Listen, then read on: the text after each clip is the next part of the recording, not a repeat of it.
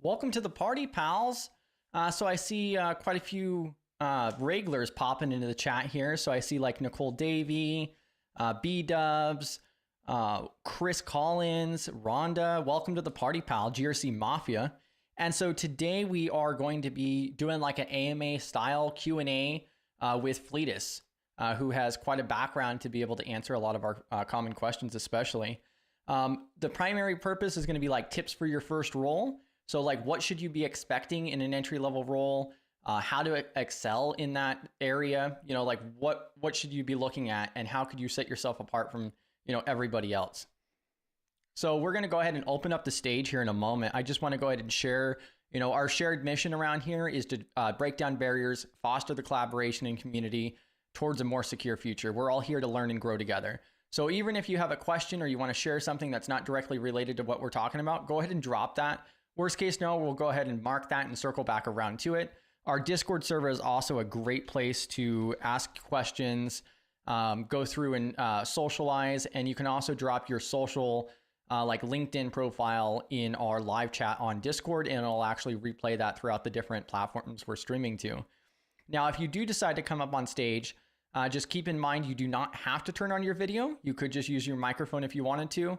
Ask questions, share your personal LinkedIn, whatever other resources, and just ask questions, answer them as they come in as well, if you feel comfortable doing so. If you do share something that you don't want to be public, then just go ahead and let myself know, either on Discord or LinkedIn, or also via email at contact@studygrc.org, and we can go ahead and figure that out and get that mitigated. So our typical schedule is Monday, Tuesday, Wednesday, and Friday at 11 a.m. Central. We do hands-on Monday and Tuesday. Wednesday, like earlier today, we do a GRC Let's Get Technical, and then this is just one of the bonus streams that we're doing. Fleetus has some amazing value to provide to the community, and also check out his channel, which I'll drop in chat here in a moment. And Fridays, we do an AMA. So also tomorrow on Thursdays at 6 p.m. Central is our standard primary meeting each week. And I'm going to get those dropped in chat. Let me go ahead and move over here. You could figure out more of that information as well on our website, so studygrc.org. And I'm going to go ahead and transition here. Let's go ahead and get Fletus pulled up.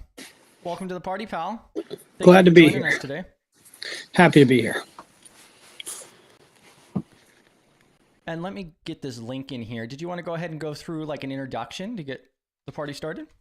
Sure. I'll share back out and let's see if this works again for us like we talked about last time. We should be good to go. Maybe I've shared the wrong screen. Let's find out. Did it work that time or did it not? If not, I'll just do a voice intro. I believe so. Wrong window. Part of it. Wrong the whole thing. That better? It's still showing the presenting portion. We can fix that. That's fine. Give me 2 seconds. That should be better this time. When it comes up. There we go. There we go. So great to be here. This is a brief background about myself. Fletus Poston, for those who do not know me. I've been in this field approximately 18 years now. Started in IT, moved over to cybersecurity in the mid 2000s or late 2000s, doing security engineering work. I started my field doing IDS work for a small satellite company in Boone, North Carolina, before taking a job at a large financial institute here in Charlotte, and then worked for the large utility here in Charlotte.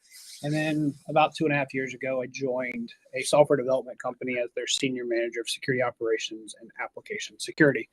I have a couple credentials underneath me. Don't worry about them. It's where I'm at. I started with my CISSP, then I have my security awareness, and then you got the rest of those as the alphabet soup from GAC. A little bit of stuff that we can go through. For everyone who's seen me before, this is why we're doing this, because communication is key. So this is my go-to dad joke. What should you do if you get locked out of your house? Talk to the lock, because communication is key.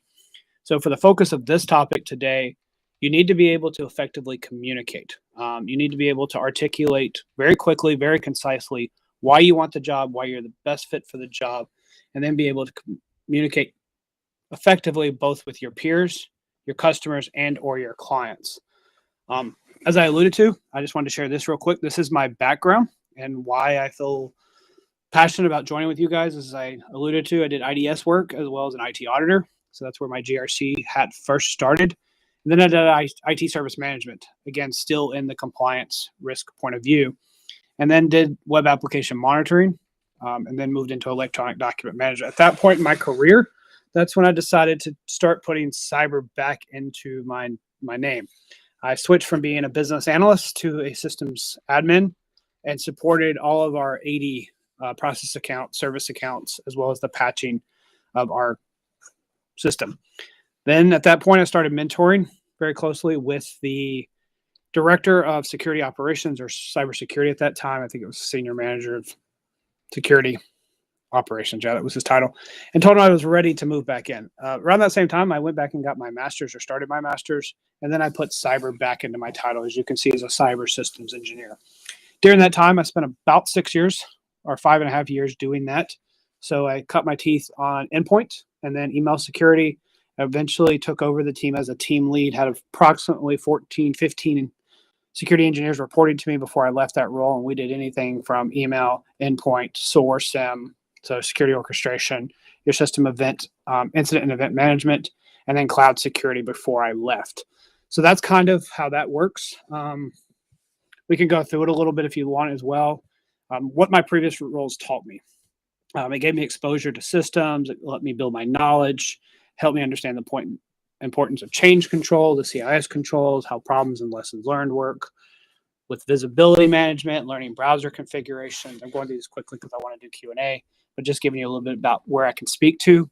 Electronic document management helped me understand the importance of control access, and then data classification is hard. Just knowing that we struggle with that still in 2025 with data classification and data labeling.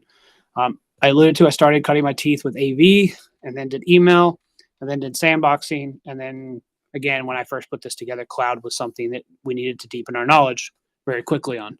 And now I run a security operations team where I focus on employee engagement. Hence the reason I'm here today to talk about how to help you transition out of the roles that you're in. People don't talk about that. Sometimes it's okay to leave a cyber role. Not every cyber role is the best fit for you. So it's important to learn when to engage and when to get out. So again, learned some of the frameworks such as NIST and MITRE real quickly in my role. And then, of course, tuning is imperative for us in the organization.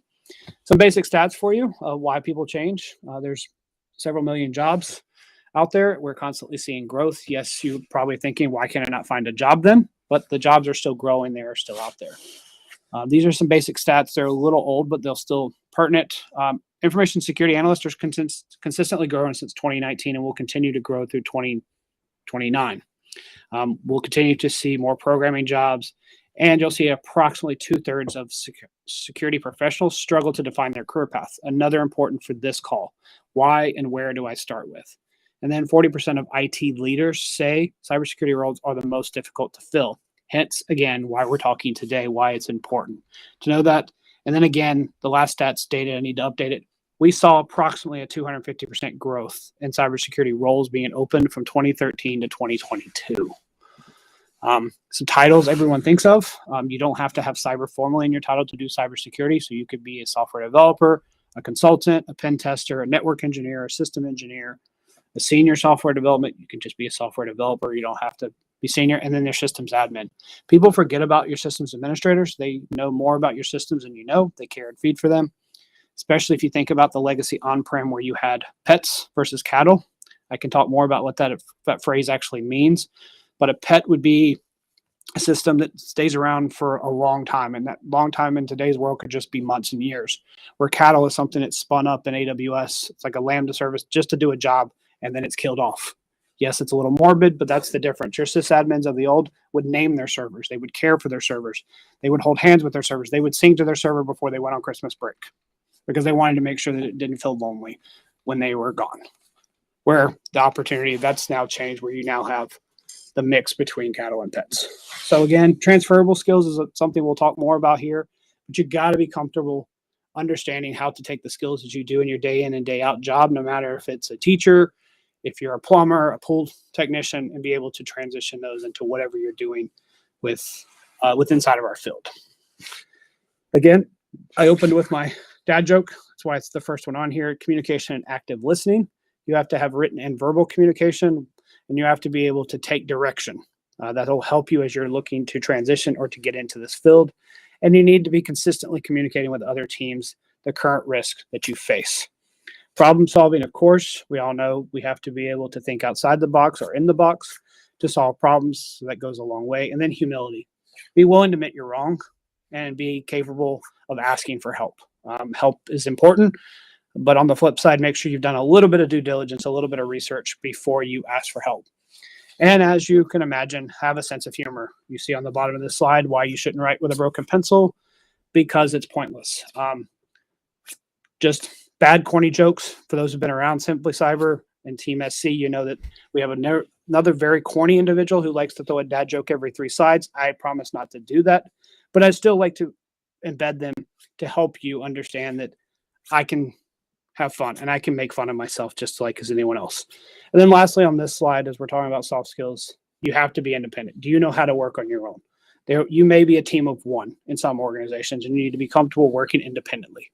So just be a little aware of what that looks like and be comfortable understanding how to work with some independence. This focuses on more of the blue team, but you've got to be creative with your content and your detection engineering. You've got to be able to research, you got to be able to build out labs, and you've got to be able to talk to what you're learning, having diligence and understanding how you detect and protect against various attacks while increasing your learning capability to make sure that you are up to date on ongoing trends, vulnerabilities, and quickly adapt both your knowledge and your skills to address them. So how do you stay involved? Mentor, mentee, find a junior staff, find the next generation, and anyone can be a mentor. No matter if you've been on the job 1 day or 20 years, your life experiences allow you to add value to every situation you're in. And that's something we can talk about in this session, is how you're going to add to the company that you're applying for by bringing your life experiences to the table. And then give talks, hence what we're here tonight. Be willing to do virtual or in-person talks. Mentorships, just some quick facts, and then I will drop it and we will go to Q&A. 84% of your Fortune 500 companies have a mentoring program, 100% of your top 50. Of those, 97% say they find value. I think that's a little low, but I will still give you that. Yet, only 37% of us have a mentor. Let that sink in for a second. 97% say it's valuable, but only 37% of us have taken the time to establish a mentorship. 89 of those who have been mentored go on to be mentors themselves.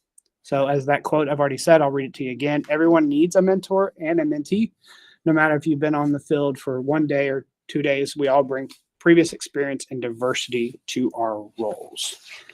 So with that, I will drop the screen share and we will go back to what you guys have said. I know I ran through a lot of stuff, but I wanted to introduce myself, a little bit about my past, and why we are here today.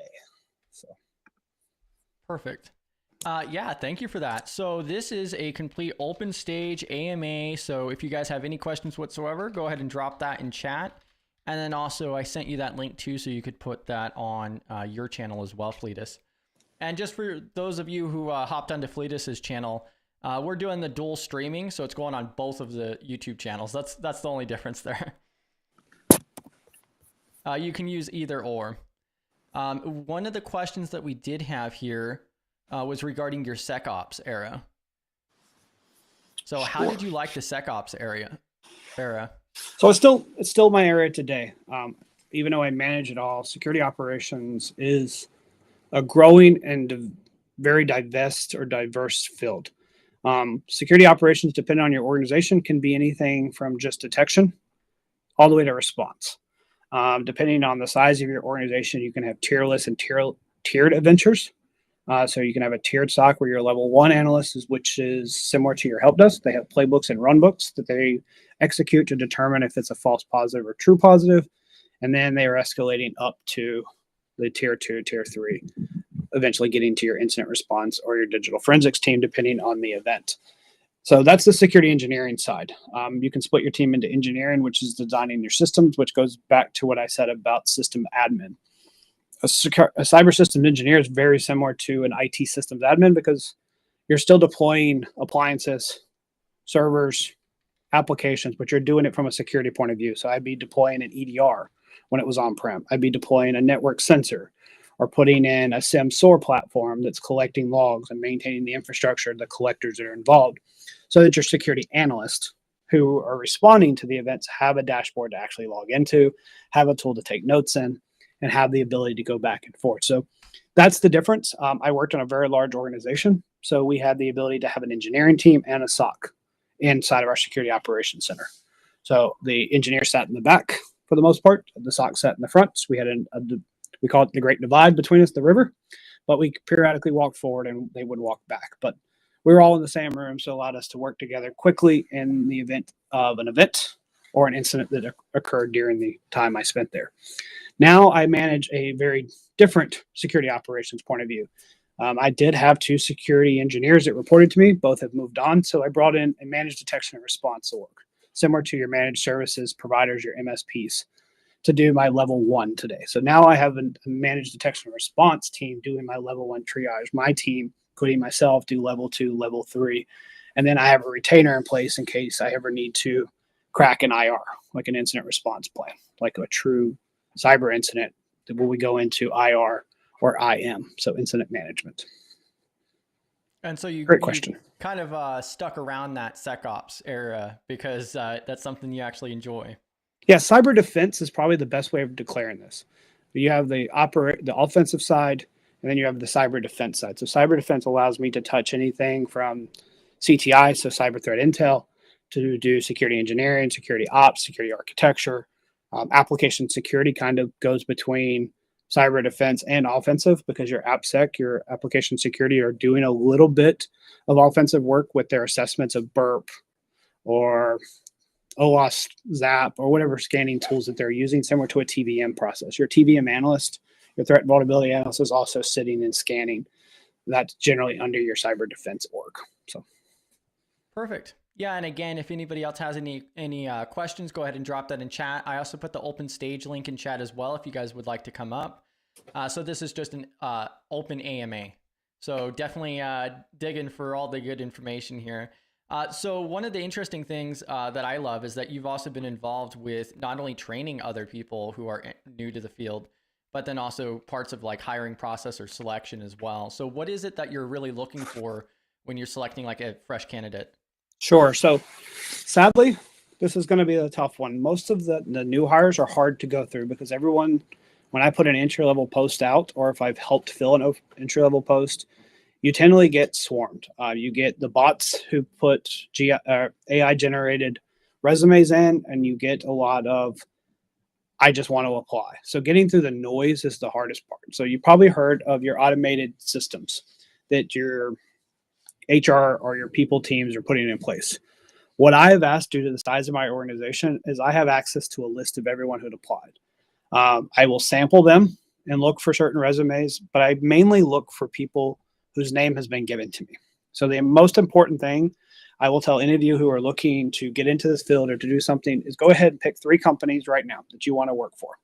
Follow them on their social media sites, connect with them on LinkedIn, bookmark their website, set up Google searches to see what activity is going on with those 3 organizations. When you see someone who's applied and successfully promoted that they've got in, connect with them.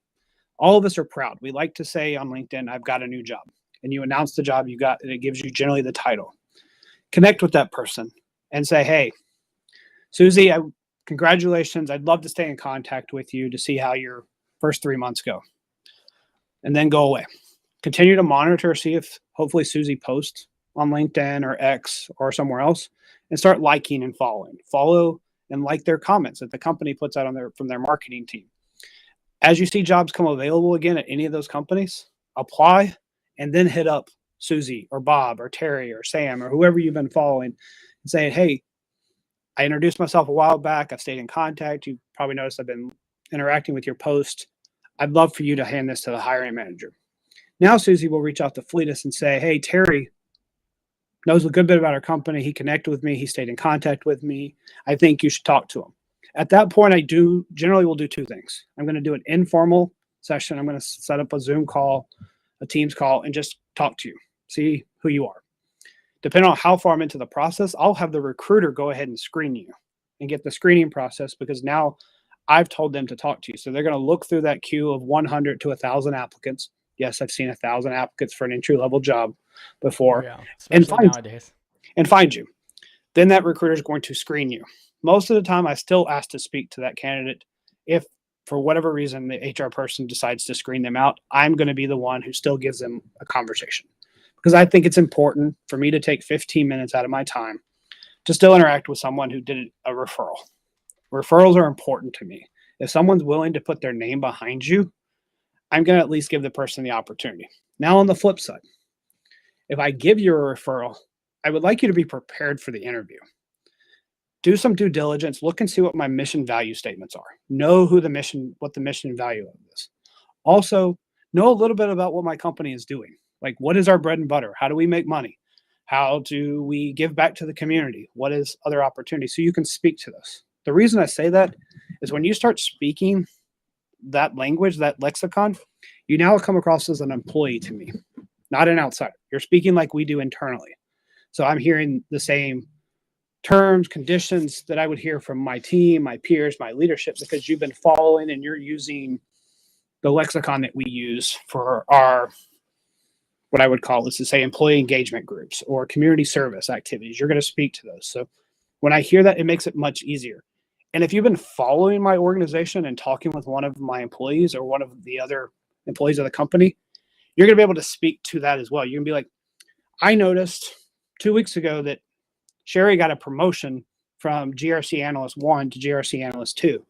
She's been publishing some great articles about what you guys are doing and I noticed she recently put a certification on her LinkedIn. I'm assuming you just passed your SOC 2 Type 2 audit. Is that correct? Something like that. And you're getting my interest. I may not know that individual, but I may know, and likely I will know, if we passed our SOC 2 Type 2, especially because I'm helping with the controls and the attestation and giving evidence from the security operations part of it. So the long story here is network, follow, do your legwork, and when you get on the call, be prepared.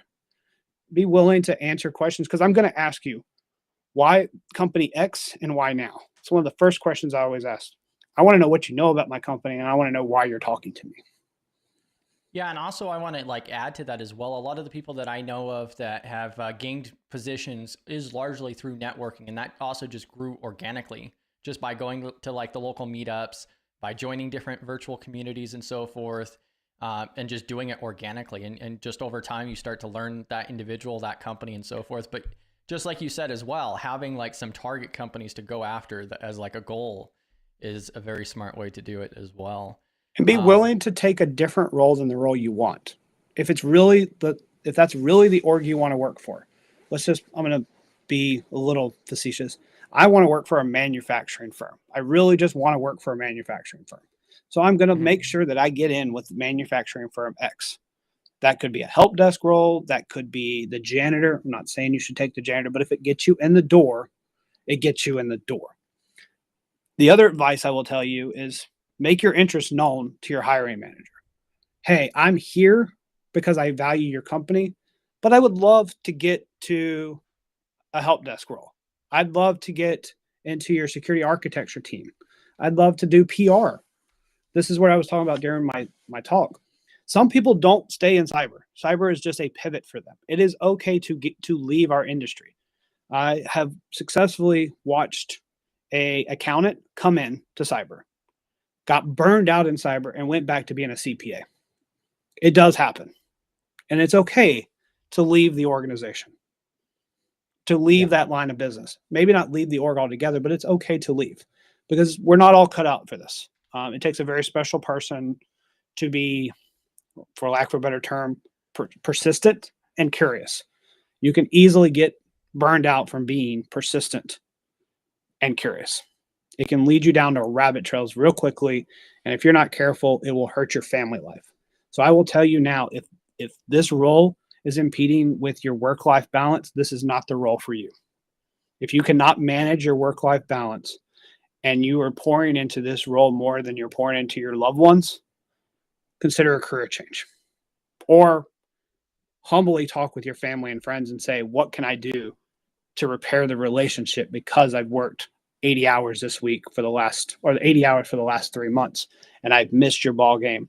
I've missed our dance recital. I've missed our date night.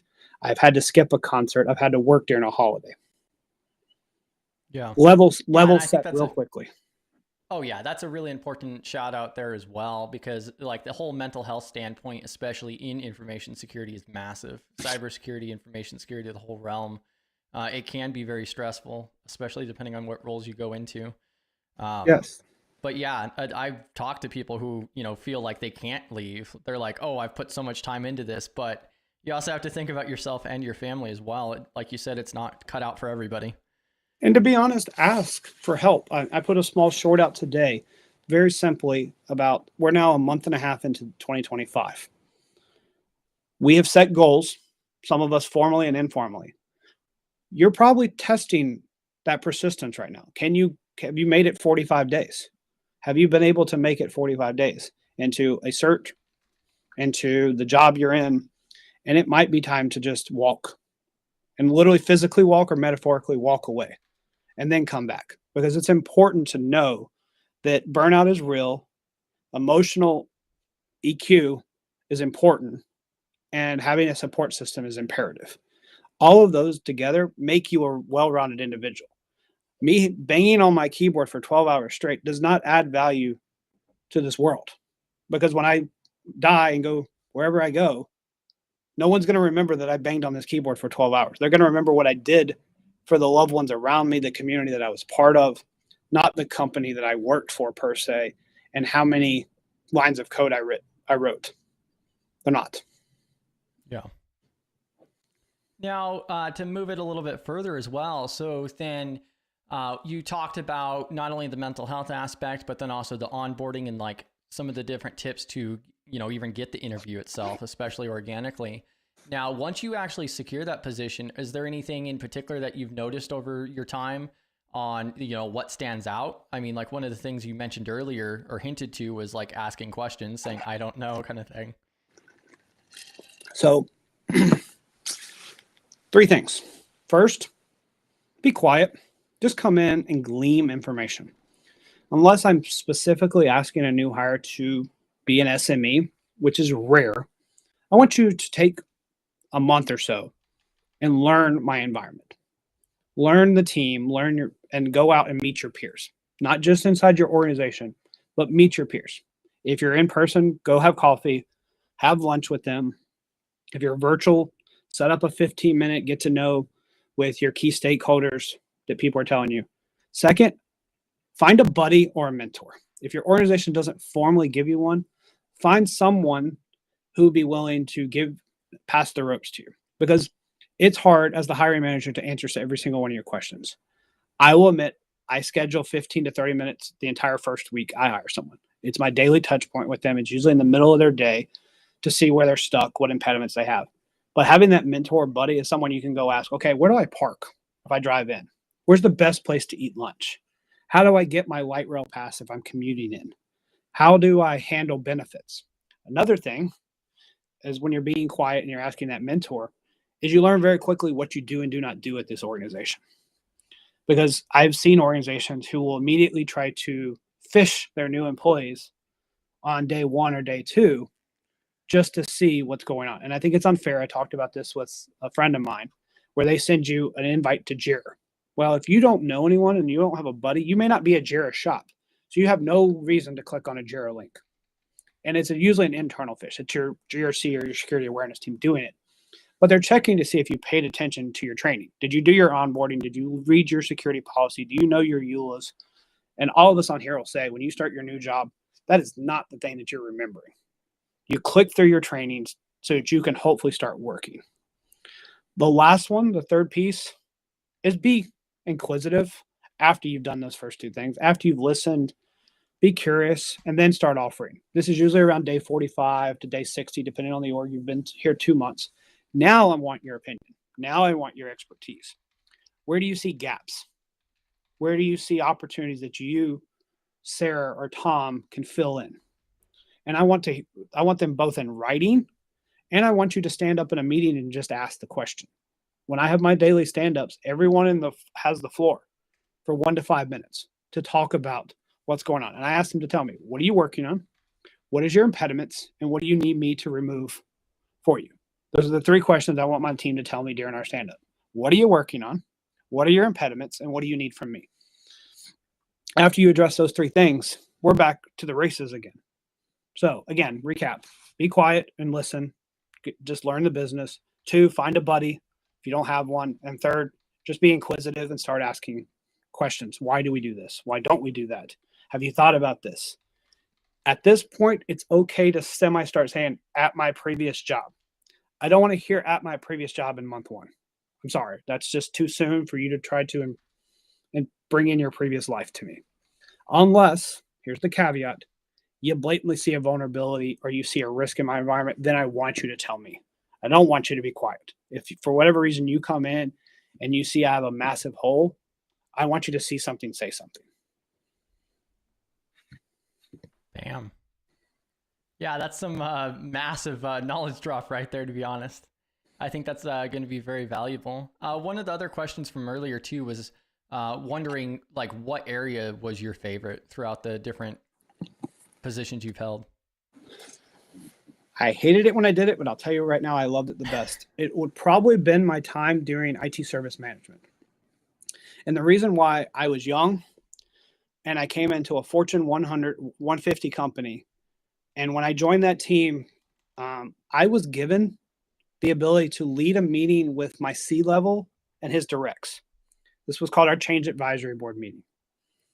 I got to host this meeting weekly where I had directors, senior managers, and the CIO himself at that table for the weekly Change Advisory Board meeting. That exposed me to what it's like to be in the same room with upper management at a Fortune 150 company. Was it always the most challenging? No. And it's probably a good thing that it wasn't the most challenging, because it was like my first real full-time job outside of internships and doing side work. But it allowed me to quickly mine my business. And yes, I worked for a utility. Let the pun sink in. I mined the business. I got to know who does what changes do they implement. And then I moved on. I rotated into different jobs, and that's when I went to my web app monitoring. That's when I got to know the availability metrics for my website, my e-commerce, web portals. And then electronic document management is another one, because it allowed me to put cyber back in my title. I was quickly able to pivot from being a business analyst to a systems admin, taking over identity and access management, which introduced me to my mentor at the time, who helped me get back into cyber and putting cyber systems engineer on my actual business card.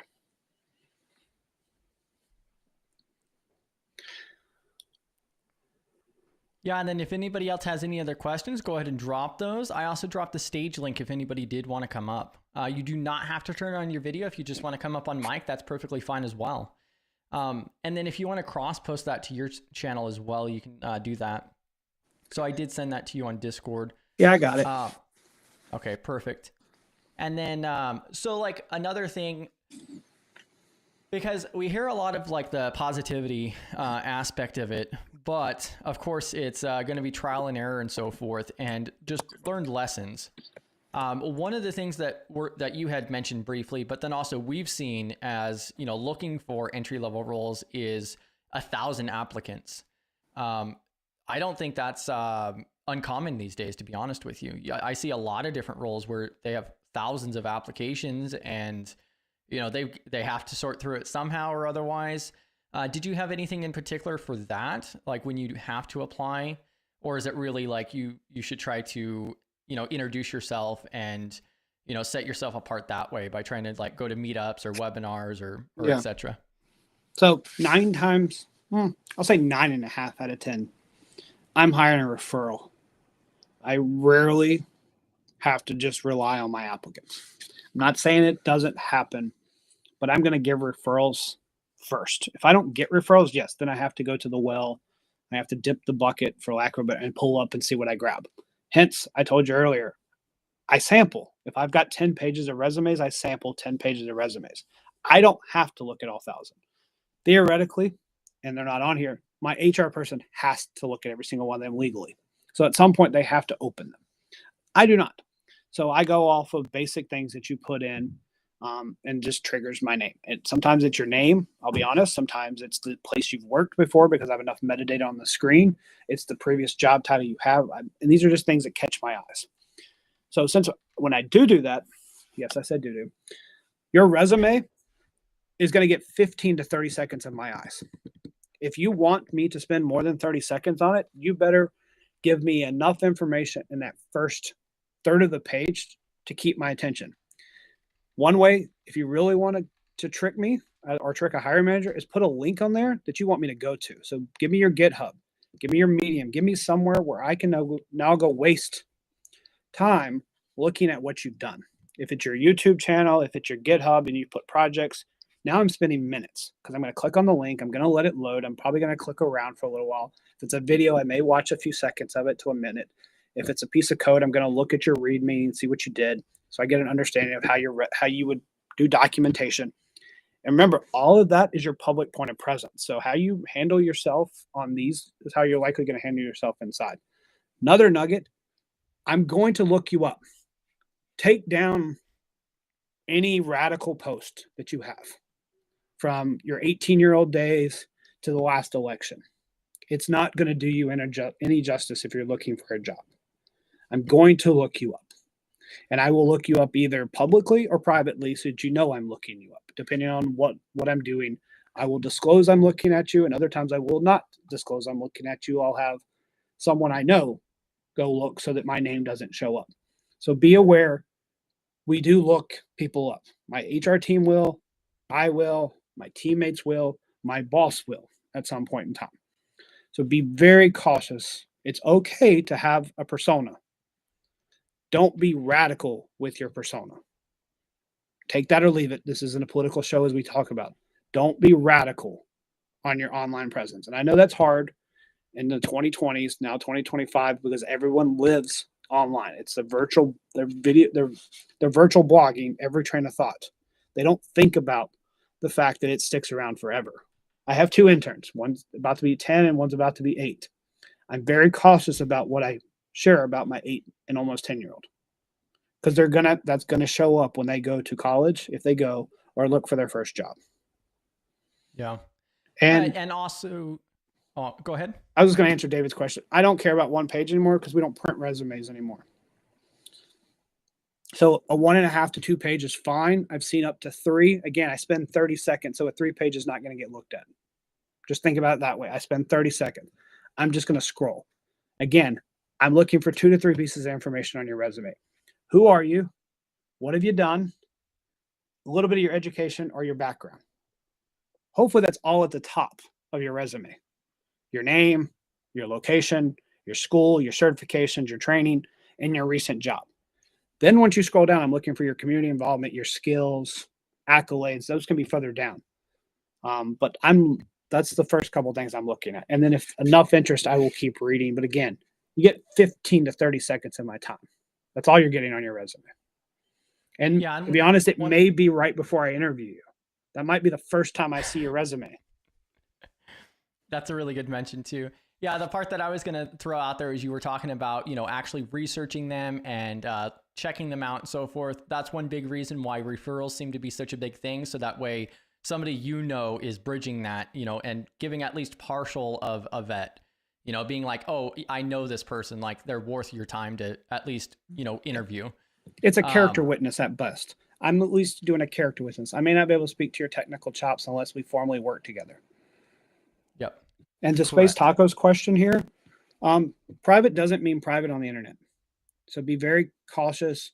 And one thing for you, if anyone's ever done any open source intel, even if you don't have a social media platform, if someone has posted a picture of you, I can find it. Or an OSINT person can find it. I mean, I may struggle, but I know people. My father to this day doesn't have a social media platform, but he has a social profile online because my mom has posted pictures. I have posted pictures with my father, and others have posted pictures of my father from achievements he's done in the community in which he's in. My father doesn't have any social media, but my father has an online presence because he has been posted. And frankly, we have similar names. I'm the third, he is junior. It's not hard for them to look for me and find him. Yeah. And so one of the other portions that I was going to mention there is something else I find maybe just overlooked or not thought about, especially from the get-go, is that this is the information security industry as a whole. And so integrity is a massive portion of that. That's also where, mentioning, what you've put out there on the internet, on your different social profiles and how you present yourself is so massive as well. So consider those. Yeah. AB, I don't look at people's endorsements on LinkedIn as a hiring manager. I've never looked at a candidate's endorsements on their LinkedIn profile. Not saying that it's not value to have them. That's not a place I go look. Yeah. And I don't really find that too surprising, to be honest with you. Like, if anything, I've seen companies like request, professional referrals to previous managers that are verified and vetted to an extent, or, they'll actually call the previous employer for referral. They don't really rely on that open source aspect as much. And I'll be honest too, legally, if someone calls, all I can say, yes, you've worked here. I'm not allowed to go any deeper. All I can do is acknowledge that you've actually worked for this company, which leads me into a point you've probably, for those who've been around, your resume should outline the job that you do, not the title that HR gave you. So for example, if I call you an IT analyst 1, I don't know what IT analyst 1 means. So change it to whatever you're doing. So for example, you're an identity access management analyst, put that. Or when I say systems administrator, maybe say it's an Oracle administrator. If you manage your Oracle, like, you can brand your title. Or when you put your 3, I didn't talk about this, 3 bullet points, folks, maybe 5, preferably 3, and they need to be short and concise, not full sentences on your resume. Again, I'm spending 15 to 30 seconds. Give me 3 bullet points that are concise, that I can quickly scan and find out what you did in that job. If you have to go 5, go for it, but be very cautious about going past 5 bullet points or writing complete sentences on your resume. This is where bullet points is acceptable. You're just trying to highlight. I'm going to ask you in your interview to explain those bullet points. Speaking of that too, any bullet point or any word or iota on that resume is fair game in the interview. I may go down 4 roles and pick on 4 roles back and ask you the entire interview about that one role. That's all I talked to you about, because that's what piqued my interest, what you did four jobs ago. And I want to learn about 4 jobs ago. And that's all I do for that interview. So be careful what you put on there and where you bury things on your resume. David here says, I've always heard of HR calling a prior manager and asking, would you hire them again? That's what I was going to mention. Can't answer that question. Can't answer that question. What I will tell you, though, if you want to take that question, do it yourself. When you interview, when you're asking the culture question, say, hey, Sally, if this role was posted again, would you apply? Why or why not? Get their answer. You're interviewing them as much as they're interviewing you. That's the best way of asking what is the culture of a company. Reframe the question that's personal, make them answer it to learn what you're actually asking. So you want to know what work-life balance is? Ask them, how many times in the past month have you missed a personal event? And what did your boss do when you missed it? How many times have you been called on your PTO to come back to work or to answer or take a meeting? And was you asked to, or did you choose to? Those are the kind of questions you ask to get to the culture, work-life balance, et cetera, instead of just asking, what's the culture like here? What's the work-life balance? What's the hours you work? Because I can spin those questions and make them answer however I want. When you ask me, would I apply for this job again? You ask me how many times I've missed my interns' ball games, dance recitals, dinner with my wife. I'm likely going to let my guard down and answer it, because now you made it personal. You connected with me, not my title. It's some gold advice you're throwing here. And then here's this next one from Bearded Ruckus. So for LinkedIn and already being in the security industry, should someone display their employer's name or mark it as confidential? It depends. Some organizations will not let you post their name, aka 3-letter agencies, certain government contracts, you cannot. If the company is public enough or widely known, I don't see a problem. If you look at mine, I've never redacted a place I've went. And yes, I've worked for regulated, large financial, and now a private equity security / IT firm. So it really depends. I When I look at your LinkedIn and you redact it, I'm like, why did you put it on your LinkedIn? You didn't add any value. But you got to remember, LinkedIn is a social media platform at the end of the day. It happens to be business oriented, or at least it used to be. So think about it that way. But I've seen people do both. So just be very, very cautious if you just say undisclosed or redacted. That doesn't help me know anything about you. And to be honest, your LinkedIn is likely your resume in most people's eyes. They're going to look at it more than they're going to look at your paper or PDF when they're like referring you. Because anyone right now, if you're interviewing, go look, even if you don't have LinkedIn Premier, you're going to see someone from that company show up who has searched you. Either the HR person, the hiring manager, or one of the direct reports has looked you up. And what they're looking up is they want to make sure that you are real. You're not a fake. For those who've been watching, another tidbit for you here. If I have a lot of presences very quickly on a lot of different social media sites, I'm likely not a real human, folks. If they're all posting roughly the same things, like consistently across every minute, every hour, every day, I'm probably not a real person. You can look at me. I'm very active and you see me in personal places, but I post a lot. I almost fail my own advice because I can get very noisy with my cross posting. But at the same time, it's not gibberish across five social platforms. So, What about two of the top things that you appreciate from the favorite person on your team? Have they grown or evolved in the role over time? yes. So I like autonomy. I like when my folks have the autonomy and they will take their autonomy and not make me micromanage. For anyone who's done any leadership stuff, there's a difference between a boss, a manager, and a leader. I don't like being a boss. I don't really want to manage you. I want to lead you. And if you looked at natural, the leader's generally in the back of the pack. They're not at the front. They're there to make sure that if someone falls behind, you pick them up. You protect them for anyone who sneaks up on them. Where a boss is standing and pointing over top of you. And if I have to manage your work, it's because we're on a tight deadline. I will manage my team. I don't want to boss my team. And I have to lead my team. So that's where I'm looking for. And then communication is key. I need my team to tell me when things are going on for two reasons. I don't want to not be in the know, and I want to be able to give you air cover when I need to give you air cover. Because when someone says, "Are you aware?" and I can say, "Yes, I am," and I've approved that activity. Even if I didn't approve it, I can at least give air cover to protect my team from, a lack of a better analogy, the vulture who's just trying to destroy the autonomy and the morale of my team. And then have they grown and evolved? Yes. The more and more rope you give someone, the old analogy, I would give you enough rope to hang yourself, not trying to say you should, has been helpful. I've actually let the slack out of it, and they tell me when to pick it back up. So it's really not attached anymore. The rope is there in case I need to pull it, but I try not to pull on the rope.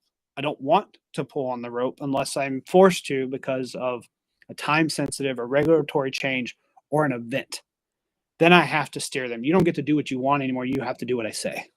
And that's a hard conversation, but I've built that culture that they understand why I am pulling them off of the project they want to work on, the alert they're currently working on, or the effort that they currently are finding passion in to do something else, because I built that relationship with them. And if anyone's on here, I don't know if any of my team has joined, they can call me out if they want, but I when I have one-on-ones and when we have stand-up, I ask these questions. Like, what do you want me to stop doing? What do you want me to keep doing? And what do you wish I would do? Those are other questions I ask during one-on-ones. What do you want me to continue to do? What do you want me to stop doing? And what do you wish I was doing? Yeah, and just the way that you handle yourself and the information that you share and so forth. I mean, it's also very apparent that it's taken you years to really get that down too, I would say. So, that's the signs of like actually growing into a leadership role and failures as well along the way. I mean, that's what it takes in order to really get that down. Yeah, and to be honest, you're going to lead before you ever get the title. Every one of you is probably leading an effort right now. Every single one of you is a lead. You are leading something, either personally, professionally, or in your community. So don't ever say you don't have leadership qualities. Every single one of you on this call, I could ask you to lead an effort and you would be able to lead it, especially if it's in your domain, your expertise, where you're passionate.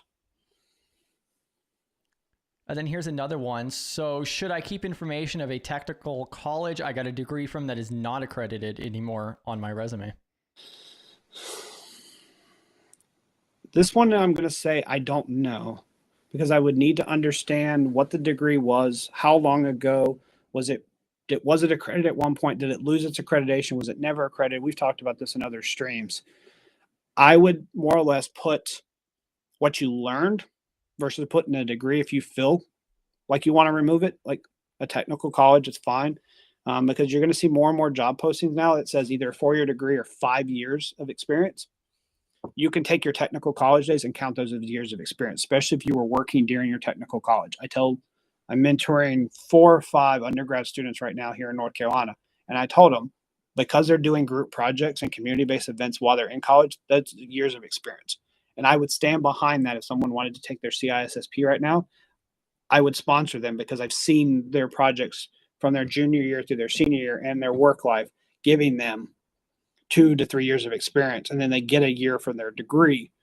So they're already within a year or two of being able to qualify without having to do the associate's CISSP. I'm not saying everyone should get their CISSP. I think it's a gate cert that's used for government work and some other places.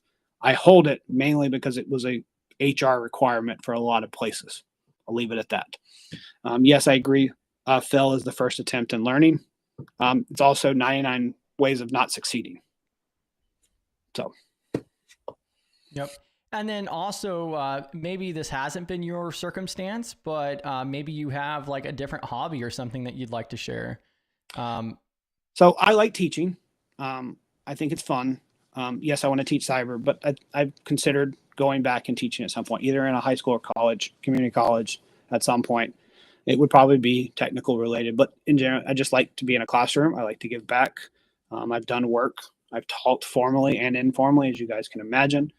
So I find value in standing in front of you and being able to share my pitfalls, how I got out of the ditch, so that ultimately you don't have to get out of the ditch. I still want you to fail. I still want you to learn how to succeed. I don't want to just help you along the way and you never grow, but I also want to help you understand these are ways to quickly recover and quickly give back and quickly learn from the mistakes that I've made and the successes that I've succeeded. Because my ultimate goal is not to make a clone of Fleetus. Awesome. Yeah. And then there's also this one here. So how does one prepare for a job interview they're not qualified for? And what will be your response as a manager if you find out the resume is misleading? I'll quickly know if your resume is misleading, because when I asked, again, I already told you, I'm going to go deeper in the resume real quickly if you can't answer the basic level knowledge, what I would call common knowledge. On the flip side, because we've already established this, I've done this for a long time, and I spoke about this in another stream. Cursive knowledge hits me. I assume you have base knowledge because I had base knowledge at that point in my career. Well, I started my career in 2005 officially. It's 2025. There's 20 years difference. I can't expect you to have the same entry level knowledge that I had in 2000 and 2005 as in 2025, because that would be like me telling you you need to be able to milk a cow. Well, you don't have to milk a cow anymore, but everyone in that time would have known how to milk a cow. So you have to level set that piece. So be able to articulate what you do know. And if you're on your resume, put working knowledge. I'm fine if you say you have a working knowledge, or you're a novice, or you're an intermediate. It's okay to call those adjectives out and list things. Like, for example, I have a working knowledge of Splunk. I have a working knowledge of McAfee. I have a working knowledge of Python. When I ask you, I know I can see how far your working knowledge is. But if you come in and say expert or advanced knowledge, I'm going to try to stump you to the best of my ability, because I may not know. I've hired more technical people than me. I can't ask very deep technical questions when they're above my technical. I just manage a very technical team at times. There's going to be knowledge that you could probably pull wool over my eyes. That's when I bring another SME into the room to ask those. I'm in here to do a cultural and a surface level and a managerial interview. And I'm bringing an SME in to check your qualifications for those senior lead staff positions that are above my expertise. Perfect. Yeah, and then there's one other question here, and we will be coming to an end here in a moment. I'll pull you up here in just a moment here, Mike. What are some volunteering activities that you would like to see on a resume? Is there anything in particular you highlight? No, nonprofits. I want to see what you're giving back to the nonprofit. And so that could be volunteering to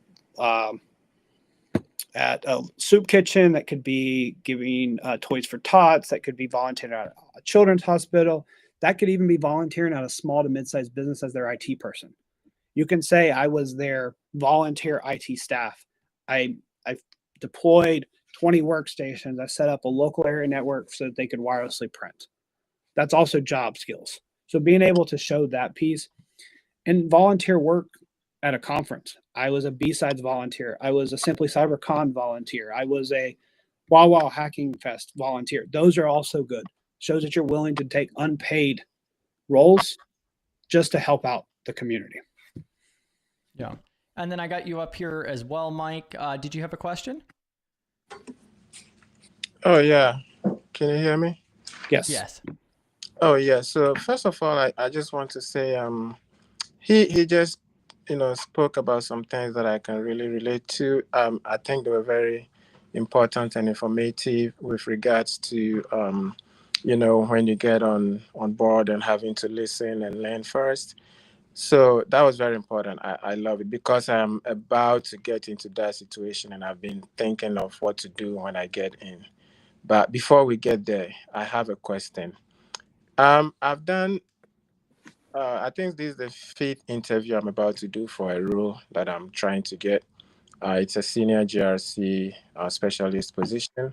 So I've done HR, I've done hiring manager, I've done programs manager, I've done VP.